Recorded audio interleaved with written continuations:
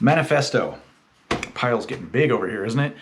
So manifesto is a term that we use a lot when we're talking about groups of artists, typically, that want to explain what their artwork is all about, what the kinds of things they're focusing on in their work.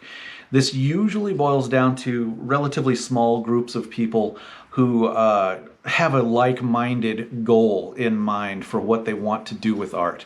Typically, these are goals that are kind of challenging what art is all about.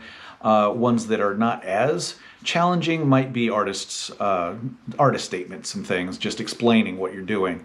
But manifestos tend to be a little bit more likely to be challenging of the status quo of what the art world is all about, but it doesn't have to be.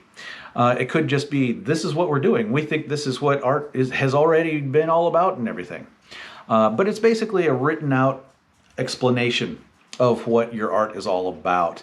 A lot of times, especially in the modern art movement, things were changing so quickly that it was almost impossible for visitors to galleries and museums to keep up with what everybody was doing.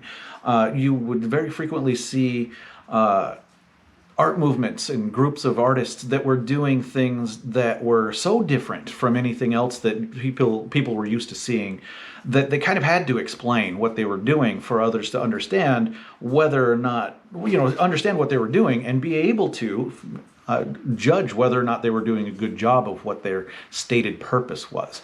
That was a big change that came with the modern art movement is critique styles. We'll talk about it another time, but being able to justify what you're doing and explain what you're doing and how you're doing it and give someone, as viewers and critics and so on, a chance to evaluate your work on those merits. It becomes a lot more important, and there is where the manifesto comes in.